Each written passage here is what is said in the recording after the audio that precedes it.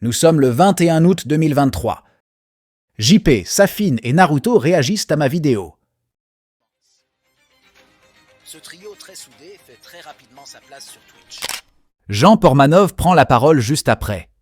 C'était qui tout double.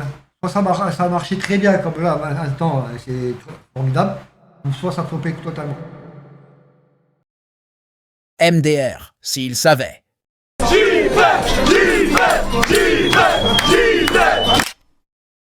Comment sont-ils arrivés là? C'est le sujet de ce petit court-métrage. Bon visionnage.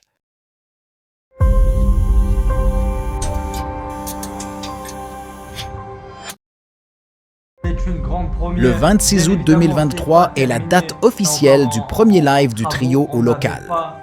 Et comme on peut l'imaginer, le groupe a besoin d'un temps d'adaptation. Un temps d'adaptation très court. C'est une dinguerie carrément. Au bout de 2 lives, ils reprennent leur pleine activité. La machine est encore une fois lancée.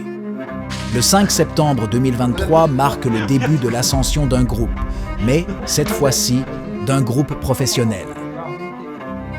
Ce live particulier, en cosplay, dévoile l'affinité entre TikTok et JP. Le trio s'installe comme leader sur Kik. 10 000 viewers constants et attachés à un groupe très productif. Des invités viennent compléter l'univers de Jean Portmanov. Surtout une personne. Cette personne, c'est Gwen. Gwen participait déjà au live depuis 2 mois. Le 25 septembre fut un live particulier pour Gwen, les premières discussions avec le chat NES. Gwen, c'est qui? C'est lui.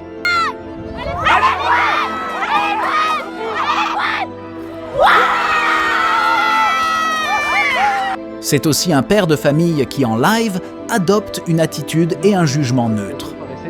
Il s'intègre tellement bien que, petit à petit, il marque les esprits et crée de relations fortes avec la communauté. Le groupe n'est plus un trio, mais c'est un groupe capable de s'adapter et de se modifier. En parallèle de leur succès, un léger problème prend de plus grosses proportions.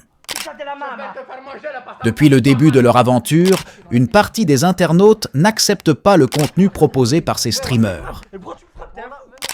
Le 10 octobre, ils répondent franchement. Des harceleurs. Depuis quand moi j'harcèle? Lâche-moi.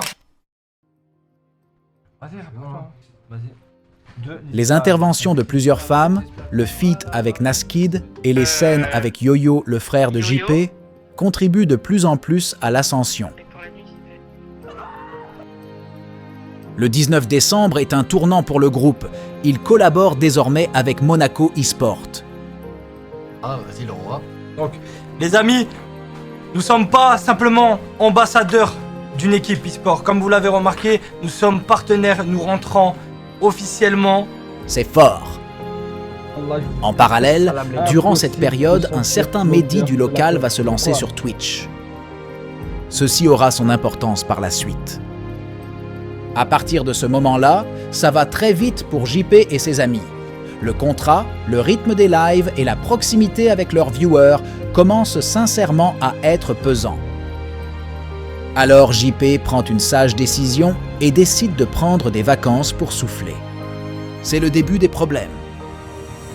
Il se passe environ 2 semaines où JP est à Metz sans ses amis.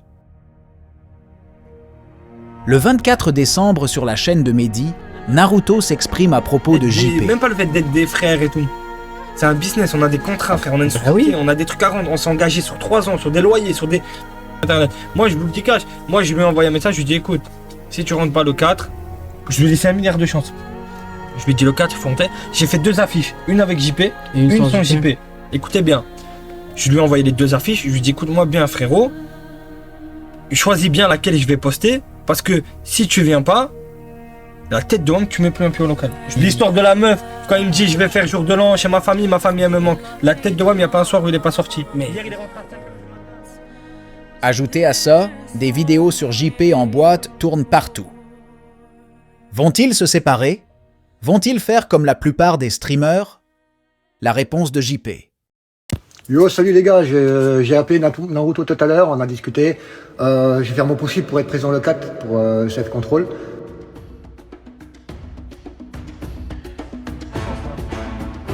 Le groupe est là. Personne n'y croyait. Tous les haters motivaient JP à rester chez lui. Mais la raison l'a très vite rattrapé. 19 058 viewers pour le premier live de l'année 2024. C'est énorme. En janvier, la chaîne Kik Jean Portmanov a été en live pendant 80 heures. Comme j'adore dire, la machine est à nouveau lancée. Des centaines de compilations envahissent YouTube et TikTok. Il stream et il stream tellement qu'il rencontre un homme pas comme les autres. Il a dit je dois dire un truc à sérieux à JP. Non, je crois que c'était pour les croquettes Intermarché et tout. Koudou! Allô? Yo, ça va Koudou? Ouais, vous m'entendez? Ouais, bien la qualité du micro. Ouais, tranquille. Oui, c'est un humain. Parce que regarde, en fait, moi je t'explique. Moi je suis à peu près pareil, JP. Moi aussi je suis en personne handicapée. Mais il est pas handicapé, JP. Je pensais. 10 minutes de parole environ, et son innocence tape à l'œil. JP, je suis désolé. En l'état actuel. Suite à ça, sur quasiment tous les lives, Koudou est invité et dévoile son potentiel. Avec les plus grands durant un mois. Le 1er février, le voilà.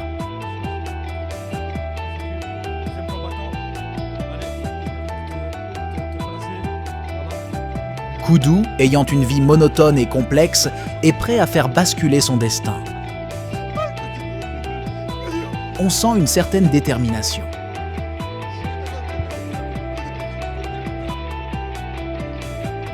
Comme pour le frère de Naruto, Koudou s'insère parfaitement.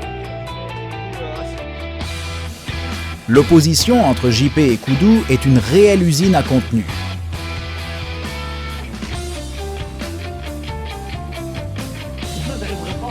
Bien sûr, à côté de ça, tous les concepts explosent en vue et repoussent le record de viewers. Le 25 février, il gagne les FNCS.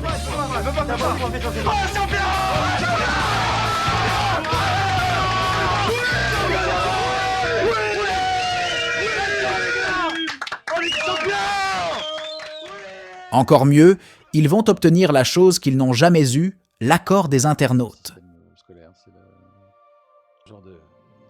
Est-ce que tu as un objet du bonheur? J'espère qu'un jour on pourra se parler sans se engueuler et que je t'aime. Voilà, c'est tout.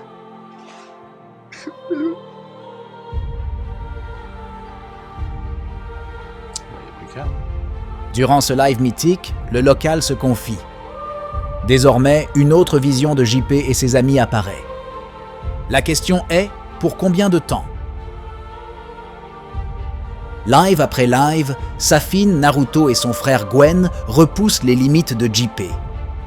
Avec des attitudes et des paroles qui sont acceptables seulement sur Kik. 5 jours après en live.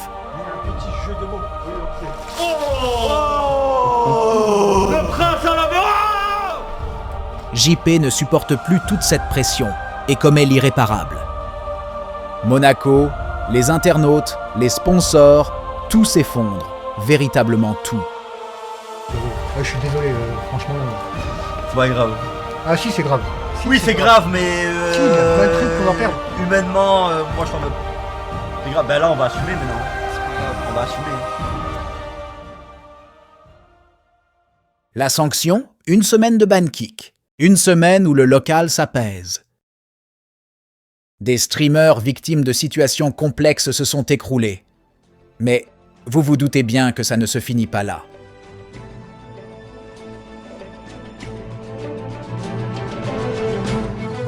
Ils sont là. Avec un pic de viewers complètement absurde.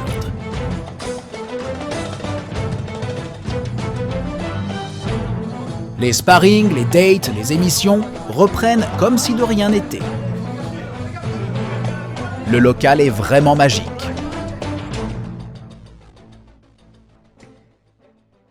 Pour que ce soit encore plus absurde, un invité de taille vient boucler l'affaire.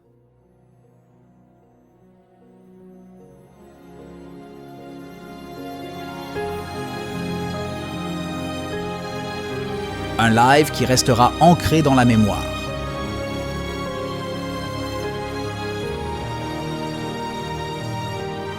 Mention spéciale pour Kim, Ayoub, Madiane et Moussa, qui eux aussi font partie du succès de ce local.